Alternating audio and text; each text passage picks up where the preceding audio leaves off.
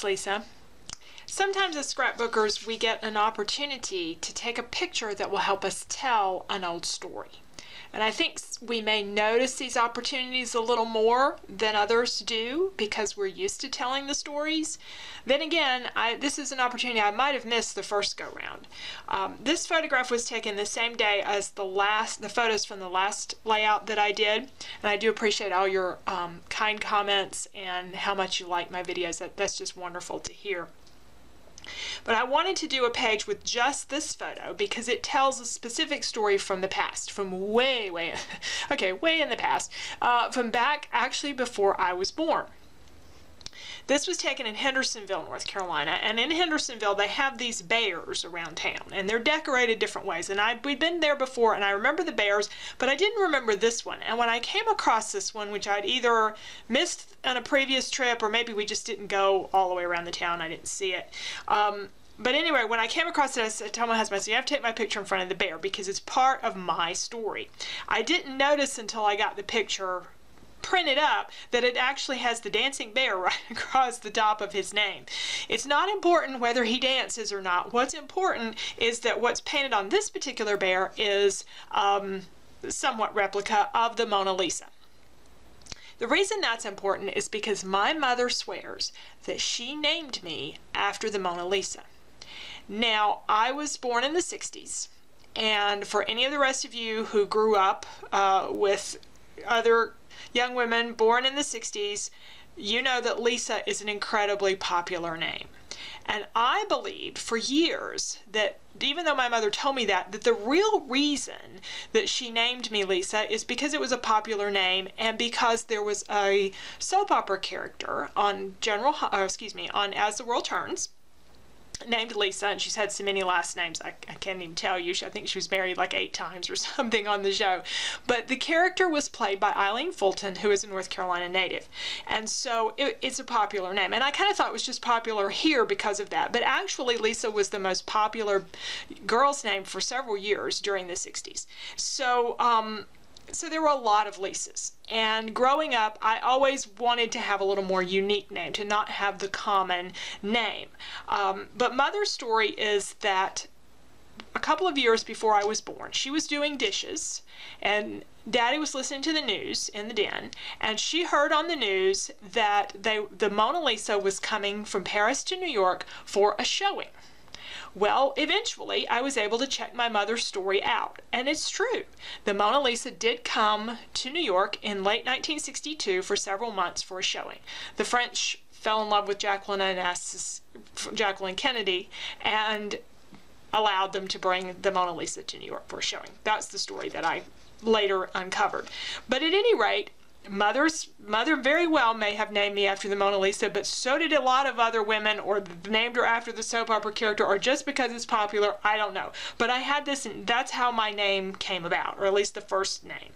And so I had the picture made with me, with the bear, with the Mona Lisa on it, because I haven't gotten to Paris to see the real thing. So this is as close as I've gotten. And I wanted to tell that story. And I went ahead and typed up the journaling that tells the story, at least a draft of it. And because of the amount of journaling I have here, this is probably going to take up a good part of the page, the photograph and the journaling. What I thought I would do paper-wise is to use the kinds of colors that are in the painting, which you don't see all of them here, but it's, you know, it's a landscape and it's a little bit darker. To me, they're a little bit more fallish colors. So I pulled out some papers that I thought would work, and I could also use some embellishments. It's only going to have the picture and the journaling and a title like What's in a Name or something like that. And then, so I've got a lot of room on there for some embellishments that won't necessarily, I mean, there's not a whole lot I can do with embellishments that speak to name or the Mona Lisa. I could do something, I guess, with painting, but I've got some just pretty stuff here, so I thought I would work with. These papers, they're from a couple of different collections, some My Mind's Eye, and then there's some Stamping Up stuff here. This is the Fancy Pants. This is Fancy Pants that goes with this pack of embellishments. So I'm just going to go through here and pull out some of these, and the way I'm going to arrange this is my photo and journaling will go across the middle of the page, and then I'll have paper strips probably cut in curves to kind of do that pastoral landscape kind of background behind them, and then tuck the embellishments in there. So that's the plan that I have for the page. In selecting papers, I'm going to be looking mostly for these sort of B-side prints, nothing that's got a really large print to it, because I want it to be like the background of a painting. I do end up using that navy paper with the little dots, and I don't know if you'll notice it when I get further along with the page. I didn't realize it until I started working with it. That paper, it looks to me like they ought to go in an even row. They don't. They're a little off, and I think it was designed that way on purpose, but they look a little funny when you cut them cross or horizontally, and if I'd noticed that, I probably would not have used that paper. I also have these die-cut embellishments, and I went through them and I pulled out the flowers because I could use something like that, and I didn't find really anything else. These are very fall-oriented embellishments,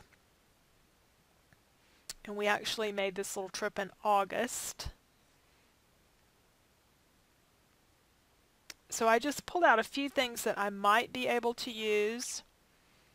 I've got to pick a paper for the background for the photo and the journaling, and I decided on that purpley colored one. And then I'm drawing just some things that sort of look like hills, you know, just a curve.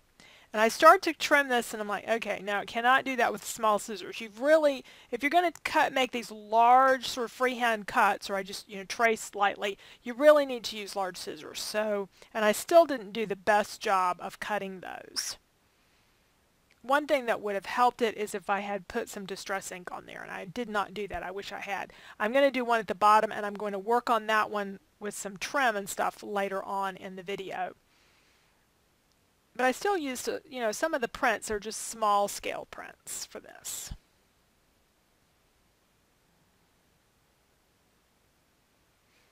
And the curves, you know, break things up a little bit so you don't have all of those horizontal lines going across there.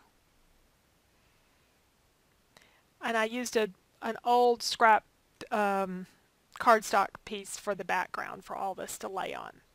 Now we're going to do our stickers. I'm using name and some thickers, and then some navy blue stickers for what's in A to have the full title there, all in the same color, but just two different styles of stickers.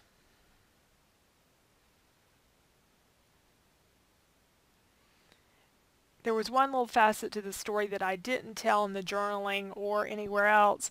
My mother had a friend who named her daughter Lisa, and she's a couple of years older than I am. And when Mother's friend told her what she was going to name her child, Mother was mad because she said, I picked that name out. And then when she had me, I think the lady asked her, well, don't you want a different name? No, I had already picked it, so that's the name I'm going to use. So we both ended up being Lisa. And I was only around her a little bit when I was very young, and so our paths went in different directions. But there were plenty of other Lisas. All right, so we have, I want to do a little frame around the photo. And these frames, I've lost the original packaging. I don't remember where these things came from. But they're designed to be inked so that you get a little bit of it that doesn't pick up the ink. There's a little bit of white that shows through this, but you get some dimension to it. And I've put it on a craft mat and gone over it with Vintage Photo Distress ink. Now, because it's square and it's not going to really fit my photo, but what I'm going to do is put it sort of around the photo. And the idea being here that we're talking about a painting, so this is a frame. And I think it looks really good with the Vintage Photo ink. I used the Distress Oxide version of Vintage Photo to get a little more in there. It just went faster than if I just used the regular Distress ink, because the Distress Oxides are just thicker inks that just really put a lot out. Now I've got all these little sequins and things. They're probably designed for shaker cards, and you can put them on your layouts.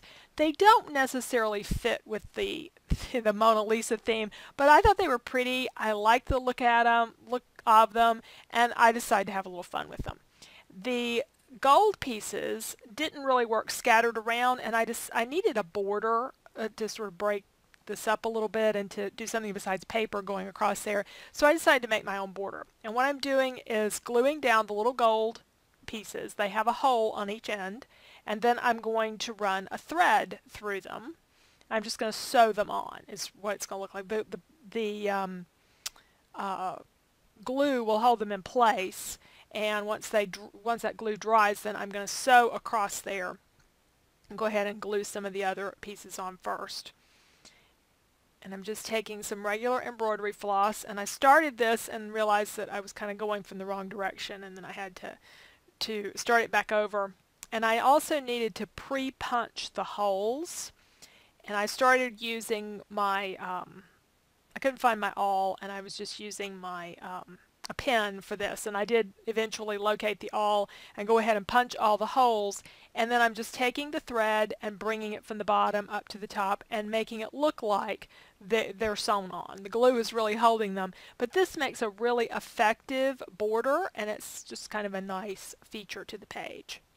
My curves weren't the best in the world the way I'd cut them, so I'm camouflaging a little bit here with some trim also. And I've got my journaling in place. I've covered it for privacy reasons, but that's that big block there on the right is the journaling.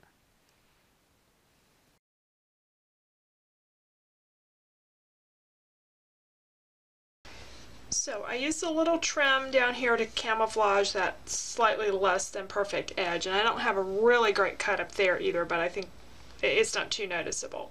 The things I like about this page, I really love how this border came out. The scattered embellishments are sort of fun. I don't know that they necessarily really go with the theme of the page or the look of the page. I just thought they were kind of fun. They should have been saved for a different topic, but yeah. Anyway, it's part of scrapbooking, is just doing things that are fun. I like the picture, and I really like how this frame goes around there, and I got to use some of those frames. These square frames are difficult to use since most of my photographs are printed 4x6. I am going to add 18 down here to go with August. I just need to do that with some stickers. The journaling, I'm really pleased to get to tell the story. It's a lot of fun. And the one thing I don't think I said at the beginning is that I ended the story talking about how my parents got to go to Paris and actually see the Mona Lisa. And I'm betting that my dad would have probably, when he was watching that story on the news, thought to himself he'd like to do that someday. He'd like to see the Mona Lisa, whether it was in New York or in Paris, and he made that happen. He got to do it, and my mother probably didn't think about that, but she got to enjoy that as well, and they got to do a lot of traveling in their lives, and so I remember when they went to see the Mona Lisa, and I think the thing that struck them the most was it was a lot smaller than they thought it was going to be, if I recall correctly. This was the late 1970s, a long time ago, when they saw it, but anyway, so that was just another facet to the story. But anyway, there's my page, and I think it was a good memory to capture. We've used a present-day photograph to tell an old story. So thanks so much for joining me today, and if you have any comments about my videos, I love to hear them. And I really appreciate, that so many of you do enjoy the videos, and I'm glad to be getting back to doing some scrapbooking this year. I have some more scrapbooking pages planned from some older photographs to tell some stories about specific people, and a whole album that I've been wanting to do for a long time. So I've recorded the intro to it. This is as far as I've gotten, but hopefully that'll be coming along this year as well. Thanks for joining me.